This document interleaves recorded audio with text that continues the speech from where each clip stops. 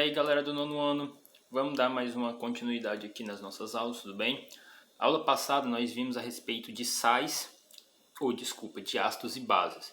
Falando a respeito dos ácidos e bases, falamos sobre o potencial hidrogênio iônico, né, que é o pH, e fizemos um experimentozinho em sala de aula para vocês entenderem a função dos indicadores, tudo bem? De ácidos e bases.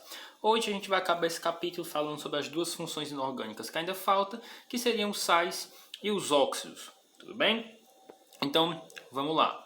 Primeiro aí que eu tenho para falar com vocês é a respeito dos sais. O que seriam os sais? Antes de eu começar a falar a respeito sobre ele, eu tenho que falar sobre uma reaçãozinha chamada de reação de neutralização.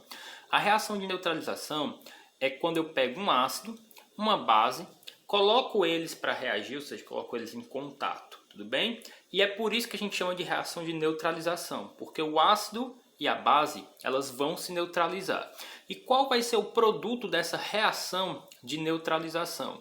O produto dessa reação de neutralização é justamente um sal e água.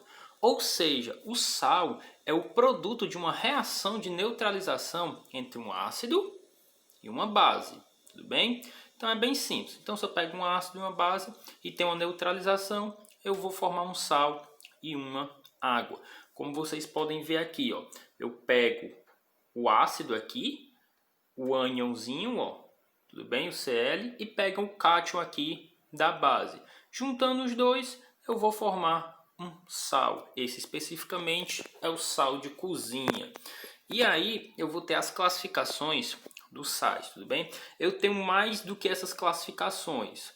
Só que como a gente ainda está vendo uma espécie de resuminho do que está no livro de vocês, então eu vou trabalhar mais com a parte mais básica, mas existem outras classificações.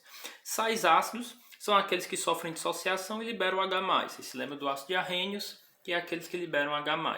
Uma outra definição para eles, que até eu consigo identificar eles mais fácil, é a partir de uma neutralização parcial. O que será uma neutralização parcial?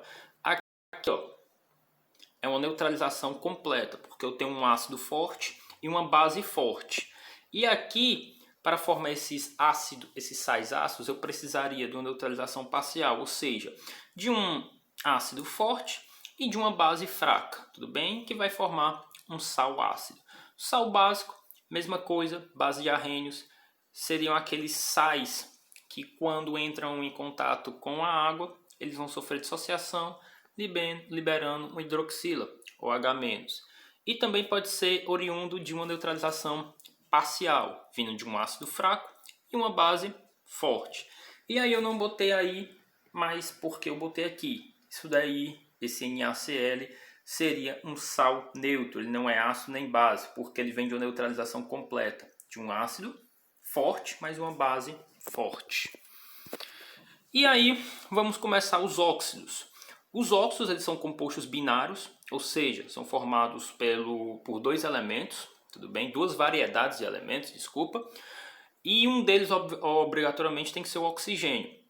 Sendo que o oxigênio ele é o elemento mais eletronegativo. Professor, o que é o elemento mais eletronegativo?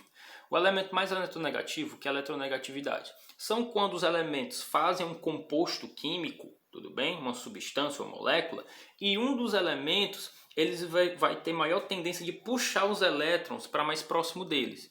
Então, quanto maior essa tendência, mais eletronegativo é o elemento. Então, no óxido, o oxigênio ele vai ter que ser o elemento mais eletronegativo.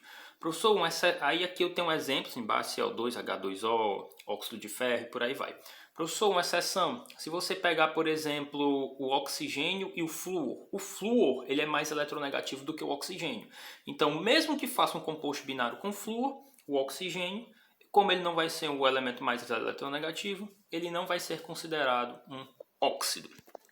E aí eu tenho os óxidos ácidos, são aqueles óxidos que ao reagir, que ao entrar em contato com água, ele vai formar um ácido, ou ao entrar em contato com a base, ele vai formar uma reação de neutralização, como nós já vimos, que é um sal e água.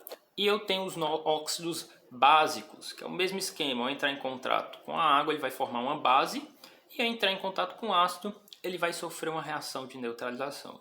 Então, galerinha, a aula de hoje é isso.